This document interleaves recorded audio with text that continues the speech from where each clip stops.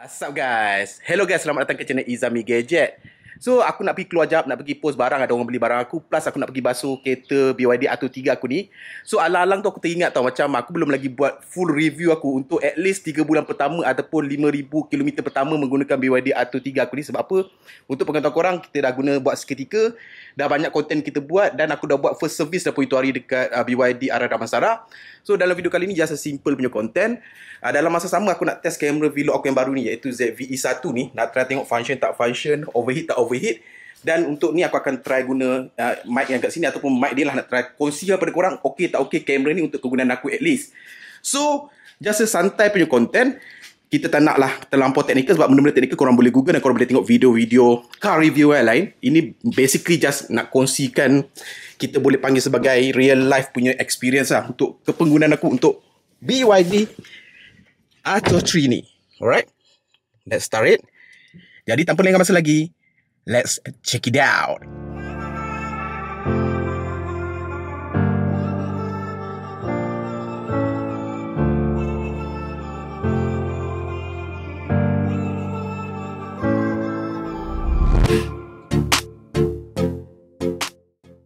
Okey, soalan pertama yang ramai orang tanya pada aku, bang, kenapa beralih kepada EV, electrical ataupun electric vehicle? Jawapan aku senang je. Aku punya jawapan, aku tak beralih. Aku just mencuba dan juga ingin belajar. Itu sahaja. So, setiap orang dia punya reasoning berbeza-beza. Tak sama. Ada orang mungkin beli untuk alam sekitar. Ada yang beli untuk jimat. Ada yang beli untuk teknologi. Tapi basically aku beli adalah untuk mencuba dan juga untuk belajar. Itu je. Kemudian ada yang tanya pada aku, okey, dalam banyak-banyak EV, kenapa BYD Atto 3? Sebab apa ramai yang agak skeptikal lah, kereta Cina lah kan. Jawapan aku pun senang je. Sebab aku bukan jenis orang yang memikir dalam sangat. Bila mana aku pergi buat test drive, aku suka first dia punya overall outlook, dalam dan juga luar. Aku suka dia punya handling punya perasaan lah ketika itu. Dan aku suka dia punya offering. Dan of course, for the budget yang aku ada ketika itu, bagi aku harga dia tu agak well justified. So, aku fikir-fikir then just book. And then lulus loan, jalan. So, untuk aku, pembelian BYD Atto 3 ni adalah sebenarnya personal preference yang boleh dikatakan ini adalah one of the easy choice in the market right now. Alright, so aku dah sampai dekat JNT, aku nak pergi post barang jap. Kejap lagi kita sambung Q&A ni. Stay tune. Alright. Settle. Jom kita nak pergi basuh kereta pula. Let's go. Okay, so menjawab soalan seterusnya, ramai juga yang tanya pada aku, okay bang, berapa lama nak melayan, nak charge kereta EV ni lah, BYD Atto 3 aku ni lah kan. So bergantung pada jenis pengecasan yang korang charge kan. Buat masa sekarang kat rumah aku tak pakai wall box, aku pakai 3 pin punya adapter yang diberikan masa beli kereta ni. So kalau yang itu aku boleh katakan, tak silap aku dia rated untuk 38 jam, memang lama. Tetapi pada penggunaan aku buat macam mana tau. Contoh aku guna hari ni, okay, katalah bateri tinggal 8%, tinggal sikit lah kan.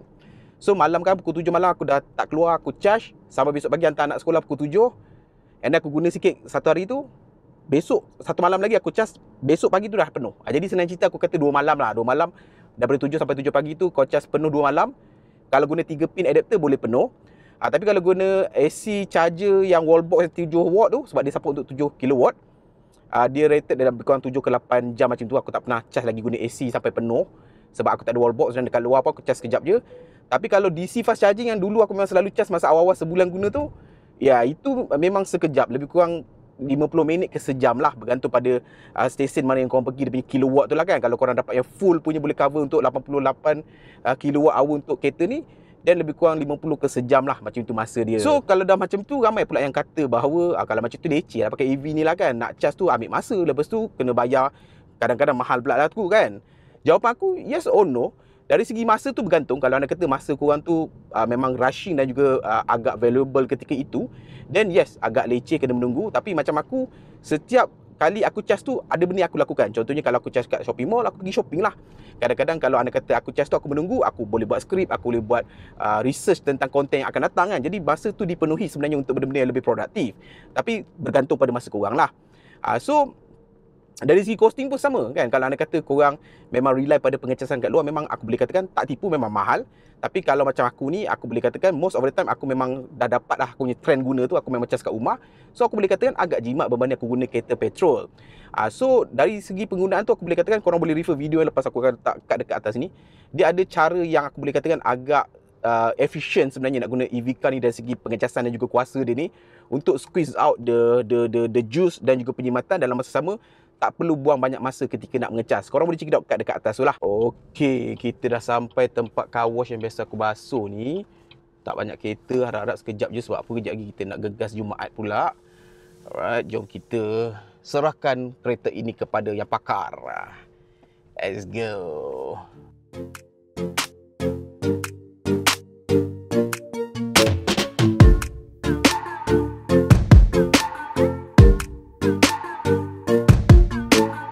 Okay guys, sambil-sambil tunggu ni kita nak borak sikit lah pasal benda yang aku suka tentang BYD Atto 3 aku ni yang tengah basuh kat belakang tu. So ada banyak. Yang pertama aku boleh katakan aku sangat-sangat suka tentang dia punya overall outlook dia lah. Rupa paras secara luaran dia lah. Di mana ini adalah personal preference. Tapi apa aku boleh katakan bila mana aku nampak dia launch dan bila mana aku pergi test drive tu, benda pertama yang membuatkan aku jatuh hati adalah dari segi dia punya overall outlooks dia tau. Dia punya warna off-white yang aku ambil ni, dia punya lampu DRL dia, LED dia, dia punya lampu bersambung belakang, and then dia punya bentuk SUV dia. Ketinggian dia tak berapa tinggi tapi just nice macam tu, and then dia punya bentuk dia tu, slope dia tu, dia punya warna dia, everything lah tentang BYD Atto 3 ni memang aku sangat-sangat suka lah outlook dia tau. Dan sepanjang kepenggunaan aku boleh katakan lah, kebanyakan masa kalau aku pergi dekat Melaka ke KL ke kan, pasti akan ada mata-mata mak-mak motor ke, especially lah abang motor, bila dia tengok dia akan menoleh sampai ke belakang tau. Betul-betul macam kereta apa ni kan. Sebab apa, kereta ni agak masih lagi rare dekat jalan dan mereka pun tak tahu brand apa ni kan. Bila cakap brand China, aku dapat banyak komen bila daripada belakang dia nampak, dia orang akan datang, bang, nampak macam Porsche. Aku tak tahu Macan ke Cayenne punya rupa lah, sebab lampu belakang dia punya bentuk macam itulah. Jadi benda yang paling aku suka adalah tentang dia punya overall outlooks dia. Dari segi interior dia, aku boleh katakan 80% aku suka lah. Ada 20% yang aku kurang sikit, aku akan cerita ke bahagian yang aku tak suka. Tetapi secara keseluruhan ni aku suka dekat dalam dia punya seat bucket dia kan. Semi bucket dia tu memang impress lah untuk sebuah kereta daripada China berharga macam ni.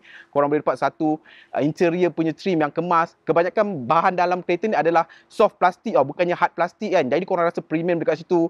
Ada stitching merah dan biru dan putih dekat situ. Ada lubang-lubang dekat situ. And then dia punya steering yang macam ikan paus tu. Dia punya gear knob yang macam kapal terbang punya knob tu. Rotatable punya display. Mostly dekat dalam dia pun aku boleh katakan 80% aku suka. Bila mana setiap kali aku naik kereta tu, aku masih lagi terasa seperti hari pertama aku memiliki BYD Atto 3 ni. So luaran dia bagi aku, mata aku senang memandang. Dalaman dia bagi aku selesa diduduki. Everything tu taklah nampak terlampau canggih seperti EV. Tidaklah nampak terlampau konvensional seperti kereta biasa. Dia macam in the middle tau. Tak melampau-lampau, tidaklah terlampau bosan macam tu. Kemudian yang aku suka tentang BYD Atto 3 ni ataupun EV lah secara keseluruhannya adalah dari segi dia punya driving experience tau. So benda pertama yang akan struck into your mind bila mana korang pandu BYD Atto 3 ni lah, walaupun dia bukanlah macam Tesla punya performance, adalah dari segi dia punya acceleration tau. Sebab apa? Dia pakai motor, dia tak ada delay sangat. Kalau ikut dia punya spec dia, 0 to 100 dalam 7.3 saat saja. Mungkin nampak tak berapa laju, tapi kalau compare to the petrol punya car, memang sangat-sangat kau terasa tau, pergi tau. Rasa tu lancar, and then dia punya top speed adalah 170 km per jam. Mungkin bagi korang pun tak laju macam Myvi lagi laju. Tetapi kalau korang main pick up dengan dia ni, memang kau kena tinggal lah dalam kebanyakan keadaan-keadaan kereta-kereta biasa lah. Kau bayangkan 310 Nm of torque guys. Memang sangat-sangat powerful guys untuk sebuah compact SUV EV daripada China tau. Dari segi stability pun aku sangat-sangat impressed. Sepanjang menggunakan ataupun owning BYD Atto 3 ni, aku bukanlah profesional sangat nak ulas pasal kereta, tapi aku boleh katakan owning few Mercedes-Benz dan juga Mini Cooper dan juga Alphard, dia punya perasaan tu nothing like China ataupun cheap punya produk yang macam kita biasa pandang dulu lah, China produk murah kan. Dari segi keselesaan pun aku boleh katakan cukup selesa. Aku suka the fact that walaupun dia adalah semi bucket punya seat, tapi bila korang duduk tu kan, dia taklah terlampau tebal, taklah terlampau nipis. Dalam pemanduan jangka masa panjang ataupun kerap, aku boleh katakan aku cukup selesa memandu. Posture dia cukup okey dengan badan aku. Dari segi range, jarak dia okey, so aku punya ni adalah extended version tau. So extended version ni, dia punya NEDC dia adalah lebih kurang 480 km diklaim lah. Tetapi aku boleh katakan kalau penggunaan aku, kalau korang bawa 100 ke 100 km per hour, korang bolehlah dapat lebih kurang range 420 km macam tu. Tetapi kalau korang tekan-tekan main-main sikit dalam 140 km ke 150 160 km tu, aku boleh dapat lebih kurang 260 km. So ada loss yang banyak dekat situ lah. So untuk EV car aku boleh katakan memang korang kena beringat sikit, kaki tu kena ajar sikit, tepuk sikit bila laju tu kan. Sebab apa tau? Bila dia accelerate tu sedap kan, memang terlampau lancar. Kau kadang-kadang rasa tak terasa. Rupanya dah 160. Dan untuk cecah top speed 170 tu memang sangat-sangat easy tau. Dia bukannya dia cut off situ korang boleh dapat sampai 16, 15. Tak, memang kau boleh dapat sampai 17. Tapi memang lepas tu dah tak boleh pergi. Tapi nak dapat ke 17 tu memang sangat mudah. Lagi siapa yang concern dari segi dia punya maintenance lah. So aku dah pakai lebih kurang 5,000 nak ke 6,000 km dah ni. So far Itoari dah first service dia adalah 5,000 km. Tak kena bayar apa-apa. Dia hanya check komputer untuk check any irregularities. Aku pun ada bagi tahu lah kalau ada kata ada apa-apa masalah. So far tak ada apa-apa masalah. Dan servis tu mengambil masa lebih kurang sejam macam tu je lah. Tapi buat masa sekarang servis semuanya dekat arah Damansara punya servis center lah, BYD. Untuk next punya servis adalah 20,000 km. Yang tu aku tak sure. Tapi aku tengok ada yang dah pernah buat, diorang kena dalam RM400 untuk labor dan sekian-sekian benda lah. Jadi itu aku tak sure lagi lah. Tapi kalau RM400 untuk 20,000 km pun bagi aku agak jimat jugalah. Sebab kalau anda kata korang servis kereta biasa pun, kalau macam contoh konti aku sekali servis dah 5,600 kan. So servis tu mungkin 6,000 km sekali. Kali 4 dah berapa kan. Jadi untuk sebuah EV car ni, ya agak low. Bukan no maintenance langsung. Aku boleh katakan less maintenance macam itulah. Next benda yang aku suka adalah dari segi dia punya features ataupun fungsi yang ada lah. Untuk sebuah EV ni, dia tak semestinya perlu jadi secanggih Tesla lah. Tapi untuk BYD Atto 3 ni aku boleh katakan just nice lah. Untuk orang permulaan macam aku nak belajar EV, dia taklah terlampau dahsyat tapi tidaklah terlampau bosan tau. So ada beberapa benda yang aku suka. Yang pertama adalah of course dia punya keyless entry lah. So korang boleh pakai kunci, korang boleh pakai apps je. Yes, dia ada apps. Ataupun korang boleh pakai NFC punya card tau. Korang boleh tap pada side mirror dia untuk korang akses masuk ke dalam kereta tau. Kemudian yang lain-lain tu macam biasalah. Aku suka sebab apa? Dia ada auto headlamp. Sebab apa? Untuk sebuah kereta China dia ada auto headlamp adalah bagus. Auto high beam. And then dia ada auto punya tuning aircon. Bila mana korang buat phone call, dia akan reduce bunyi fan. Dia ada ADAS. Dia ada lane assist. Dia ada sunroof. Dia ada moonroof tu. Dia ada panoramic roof. And then dia ada all the sensor yang sepatutnya. Dia ada BSM, blind spot monitoring. Kemudian dia ada full electric punya adjustment seat untuk depan both. Dia ada wireless charging, dia ada USB-C, USB-A, dia ada rotatable 12 inci punya screen. Yada memang basically more than yang diperlukan oleh aku lah. Cumanya ada dua features yang aku boleh katakan memang sangat-sangat membuatkan kereta ni terasa lebih canggih daripada kereta yang aku pernah miliki walaupun Conti car sekalipun. Adalah dia punya ambient light tu.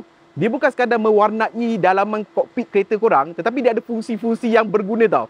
For example, kalau let's say katakanlah korang drive masa starting dan korang tak pakai tali pinggang, dia akan beeping dan juga lampu ambient light sama ada belah yang tak pakai tu, dia akan berkelip merah tau. So menandakan okey siapa yang tak pakai, jadi korang tak perlu teka-teki tau. So bagi aku features tu nampak macam biasa tapi benda tu macam function kan.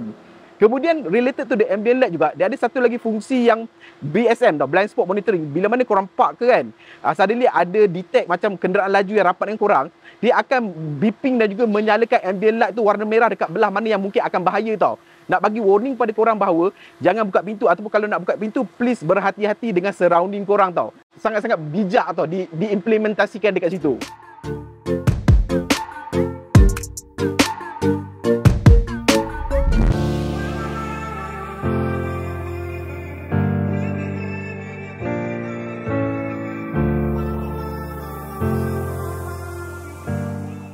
Okay, now kita sambung So basically tadi aku dah bagi aku punya reasoning, aku punya pendapat dan aku dah bagi tahu lebih kurang lah apa benda yang aku suka tentang kereta aku ni. EV pertama aku ni, BYD Atto 3 ni. So of course tak ada benda yang sempurna dekat dunia ni dan tak ada benda yang mungkin kita akan suka segala-galanya. Jadi now aku nak cerita pada korang apa benda pula yang benda aku boleh katakan aku tak suka. Mungkin lebih kepada sebab cerewet ataupun nitpicking, atau mungkin sebab benda tu memang design flaws secara nature-nya macam itulah. So kita mulakan dari segi dia punya rupa bentuk dia. So macam aku cakap tadi, dekat luaran aku boleh katakan memang no complaint. Seriously, aku memang appreciate gila the stock design of this BYD Atto 3.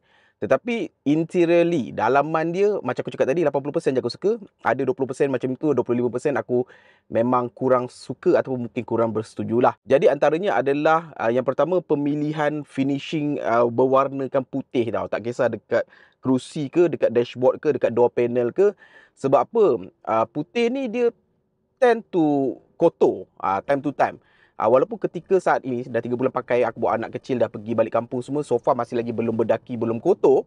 Tapi kita tidak dapat menghalang daripada kita sendiri sebagai ayah, sebagai driver untuk merasa anxiety bila mana bawa budak-budak tau. So bila ada perasaan macam tu, kita punya pemandang tu tak tenang tu. Kita macam lebih macam Jangan. Jadi benda tu akan jadi satu journey yang tak menyeronokkan. Sebab apa, kita terpaksa menegah sesuatu yang selalunya dalam kereta lain tak perlu ditegah. Yang kedua, benda yang aku tak suka adalah benda yang paling obvious lah. Kau tengok dalam video siapa-siapa pun, adalah dari segi dia punya door punya compartment yang dekat bawah tu, yang ada design tali gitar macam tu. Literally tali tu elastik dan kau boleh macam membuat bunyi dengan benda tersebut lah. Dan dalam keadaan normalnya, anak aku yang kecil tu, Danish tu, dia selalu akan usik tau. Dalam diam ni, kau akan dengar bunyi macam gitar. So benda tu, satu adalah again anxiety kita sebagai parent, macam janganlah usik kan. Jadi kita benda tu takut putus, takut rosak. Yang kedua adalah dari segi practicality-nya, ruang tu sekarang dah jadi macam less usable tau. Seterusnya benda yang aku boleh katakan aku kurang sikit adalah dari segi dia punya door handle tau. Dekat kiri kanan depan belakang ni lah, dia ada 4 batang ni, tempat yang kita nak tarik tutup pintu tu. Dalam serata kereta ni punya benda, ini adalah benda yang paling nampak cheap look sekali tau. Dia nampak macam 2 piece of plastik yang digamkan sekali untuk menjadi satu door handle. Dan kau nampak tau, bahagian cantuman tu bukan bahagian yang tak nampak. Bahagian cantuman tu adalah bahagian yang menghadap mata kau tau. Dan memang nampak dia adalah 2 piece yang tak di seal ke, tak kemas lah. Aku boleh kata memang tak kemas. Dan dalam kereta ni, inilah benda yang menampakkan kemurahan kereta ni. Seterusnya benda ni yang aku boleh katakan benda pertama sekali aku rasa yang agak macam adalah dari segi dia punya ketiadaan auto wiper. Okey, so auto wiper ni mungkin bagi setengah orang yang tak pernah menggunakan ataupun kurang menggunakan, benda ni bukanlah satu benda yang penting. Tapi bagi orang macam aku yang coming from kereta-kereta yang ada perkara tersebut, dia adalah satu benda yang memang terasa missing gila bila musim-musim hujan, contohnya macam itulah kan. So benda yang dulunya kau tak payah nak tekan apa-apa kan, dia akan setting dia punya wiper punya speed on off tu hanyalah berdasarkan sensor yang ada. Kini kau dah kena tambah satu lagi motion ketika memandu bila hujan. And then bila dah kurang sikit, kena agak-agak ni dia lebat kan. Hujan kan kadang-kadang lebat, tak lebat, dia berubah. Jadi kau terpaksa tap. Jadi bagi aku benda tu benda yang small thing, tapi disebabkan kebiasaan aku dah ada benda tu, dia terasa agak kehilangan dekat situ. Dan macam korang dengar tadi, dia ada keyless kan, boleh masuk pakai NFC card, aplikasi, boleh masuk pakai kunci sendiri keylessan. Cumanya keyless dia ni hanya sebelah pemandu saja, belah aku. Maksudnya kalau anda kata kau letak kunci dalam poket, kau hanya boleh buka dengan menekan button yang ada pada sebelah sini saja. The rest of the car tak boleh. So benda tu sangat-sangat rumit bila mana kadang-kadang kita dah keluar, family semua dah kat depan sana, tiba-tiba alamak terlupa nak botol susu, kasut budak. Jadi kau nak reach out tu, tempat yang paling dekat mungkin sebelah lain, tapi kau terpaksa pusing ataupun keluarkan kunci. So it defeat the purpose. Same goes to NFC card tau. Dia boleh tap tapi hanyalah dekat sebelah side mirror yang belah driver sahaja. The rest of the part of the car tak boleh. So apps je lah yang ada yang boleh untuk kita nak control secara merata-rata lah kan. Okay, so kita dah sampai dekat pantai. So last thing lah, benda terakhir yang aku boleh katakan aku paling menyampah sekali pada kereta ni lah. Yang the rest aku boleh katakan aku cerewet. Yang ini memang betul-betul ekstrim yang aku paling tak suka. Kalau ada peluang modifikasi, aku memang nak ubah benda ini je. Benda lain tak apa, aku boleh anggap, aku boleh serap lagi. Iaitu dari segi dia punya center front punya aircon vent. Tempat keluar aircon tu yang tengah-tengah ni, yang kat depan tau. Okay, so untuk pengetahuan korang, kereta ni dia ada 4 tempat keluar aircon lah. Kiri, kanan macam biasa, yang tengah macam biasa, depan. Dekat belakang ada satu dekat armrest yang dekat bawah lah. So, the problem adalah yang depan ni, yang center console punya aircon vent tu adalah terlampau bawah kedudukannya, menghampiri wireless charging pad tau. So, dalam keadaan normal, dia akan berada pada kedudukan gear tau, dekat bawah tau. So, apa yang menjadi isu pada aku adalah, satu, dia tak terlampau tinggi, kau boleh adjustnya. Jadi untuk kegunaan center console ni memang basically untuk aku dengan orang passenger sebelah je. So untuk orang belakang memang susah nak dapat tau, especially bila mana yang naik kereta, contoh kita letak armrest, yang kiri kanan letak armrest, so dah blocking sini memang langsung tak kena, dah dia susah nak kena kan. So yang kedua adalah disebabkan dia dekat dengan wireless charging pad, kadang-kadang kita letak 2 phone ke ataupun wallet tu, letak phone atau wallet kan, phone tu yang akan kena aircon. Sebab apa? Betul-betul kat situ, dekat limit situ tau. So bila phone kena aircon, satu, aircon tu terhalang ke kita. Yang kedua, phone tu nanti akan berkabus. Bila mana berkabus, kadang-kadang kita nak buat video, kena tunggu kejap bagi dia punya suhu tu stable balik untuk hilang kabus. So benda tu bagi aku tak praktikal langsung.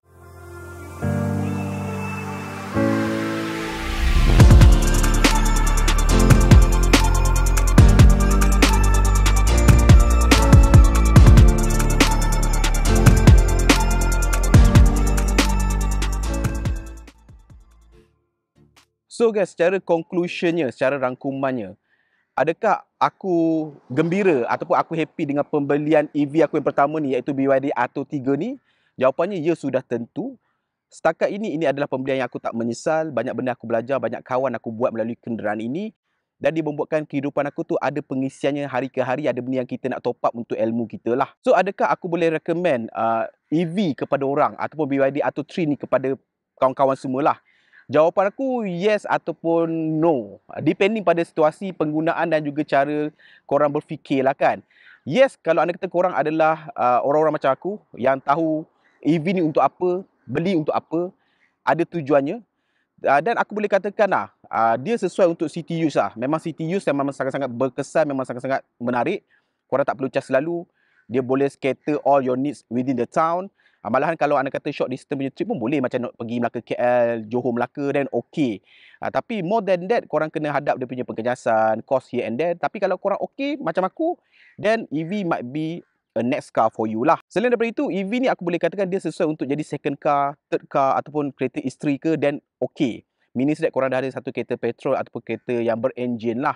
Dia memang definitely tak sesuai untuk korang yang mungkin baru nak cari satu kereta. Kereta pertama, the only kereta, dan korang nak terus hop in into EV, bagi aku tak begitu recommended. Better korang study dulu macam mana korang bakal gunakan, pekerjaan korang memerlukan macam mana, travel ke tak travel, dan baru korang boleh decide, okay, EV ke tak EV. EV mungkin sesuai untuk orang-orang yang berada di tempat-tempat ataupun lokasi yang mempunyai availability pengecasan yang mudah. Contohnya Melaka, KL, Central ni lah kan.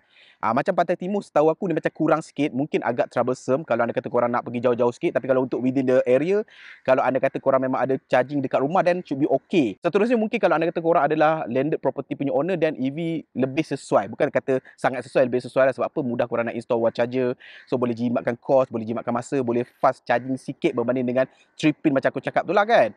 Tapi kalau korang adalah penduduk dekat stratified punya homeowner, dia mungkin ada problem sikit. Sebab apa? As far as my concern, certified for time being tak boleh nak install wall charger dekat situ. Yang korang nampak orang install sekarang ni lebih kepada, tak silap aku, budi bicara kot, ataupun ada some grey area yang boleh diperbahaskan ketika itu. Harapan. Harapan. Tiba-tiba ada harapan macam nak bagi ucapan pula kan. Dari segi harapan, aku boleh katakanlah, aku nak lihat fasiliti EV dekat Malaysia ni bertambah dan juga tingkatkanlah, diperbaiki, stesen-stesen tu diperbanyakkan. Sebab apa tahu, kalau pergi dekat Europe atau luar negara, stesen charging ni dia tak macam Malaysia tau. Malaysia ni dia nampak premium tau. Dia ada atap, ada bumbung yang fast charging tu kan. Dekat luar negara dia macam tiang-tiang meter parking tu je. Dulu kita dia masuk duit coin tu kan. Yang macam tu kan, kau ada banyak dan semua tu EV kan. Kau bawa kabel kau cucuk charge. Jadi begitu santai dan juga begitu banyaknya dia punya offering dan memudahkan lah. Jadi orang nak pakai EV pun tak perlu nak fikir tau. EV tu macam aku pergi kat Paris tu, EV punya tiang tu lebih mudah cari daripada stesen minyak dekat bandar Paris tu lah kan. So aku hope that Malaysia akan jadi macam tu. Yang kedua adalah aku berharap bahawa kerajaan akan standardiskan EV punya regulation dekat Malaysia ni lah. Especially dari segi harga pengecasan lah. Sebab apa sekarang ni harga tu aku rasa ditentukan oleh provider sendirilah kan. Sebab itu ada yang RM1.20 minit, ada yang RM1.20 per watt, ada yang RM4 macam Shell kan. So aku harap kerajaan ambil kira benda ni, kena masuk campur juga supaya benda tu terkawal dan supaya ada reasoning yang lebih kuat untuk kita memperkasakan EV dekat Malaysia ni lah kan. Last but not least, harapan aku adalah untuk melihat lebih banyak EV compact yang mampu milik untuk masuk dekat pasaran kita lah. So setakat ni tak banyak tau, dan kebanyakan yang masuk pula yang mahal-mahal tau. Tesla and then Volvo, Kia, mahal-mahal tu maksudnya 200,000 ke atas lah kan. Jadi kita nak lihat yang bawah 100,000 ni supaya kita boleh jadikan betul-betul ia adalah city car yang dan compact. Kenapa kena compact? Sebab apa tahu? Dekat luar negara kalau korang tengok, kereta-kereta EV ni kecil-kecil supaya dia boleh parking. Jadi contoh satu jalan macam ni kan. Kalau kereta biasa ni mungkin boleh buat 10.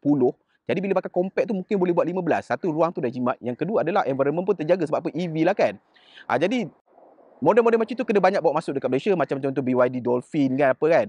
Itu hari Nita tu dah betul. Cumanya aku rasa mungkin government still kena jaga lagi periuk nasi kereta nasional ni.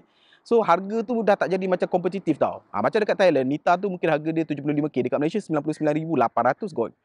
Itu dah lebih kurang 100,000. Bila dah 100,000, orang dah boleh berfikir tau. Dengan kualiti dia, dengan apa dia tawarkan tu, baik angkat city. Dia akan jadi macam tu tau. Tapi kalau harga dia adalah 75k, orang macam, oh why not? Untuk first EV boleh cuba. Kan? Jadi hopefully kita boleh settlekan perkara ini tau. Ataupun Proton ataupun Pro2 dah boleh kot. Korang keluarkanlah korang punya EV car dalam bentuk Azia ke apa yang itu hari dah ada kan. Commercializekan dia, jual harga yang mampu milik supaya rakyat boleh pakai dan bukanlah pakai semata-mata sebab trend, supaya benda tu dia berada pada sasaran yang sepatutnya. Itu je. So guys, basically that's it lah untuk aku punya ulasan santai. So sebelum kita berundur, suka untuk aku nyatakan bahawa segala ulasan aku ni adalah berdasarkan pendapat kepenggunaan aku sendiri.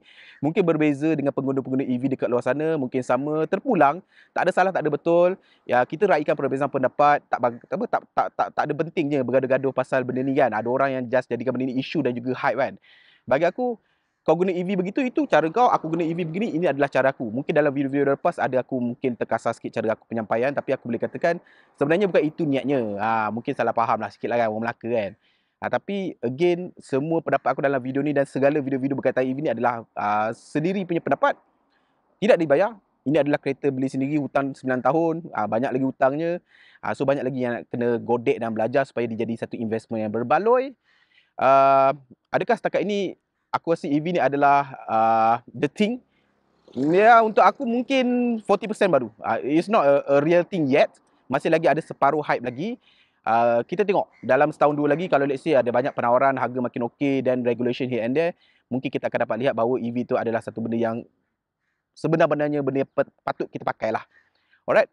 So guys, sampai sini video kali ni dan sampai bertemu lagi di video akan datang. Macam biasa guys, Assalamualaikum. Ciao.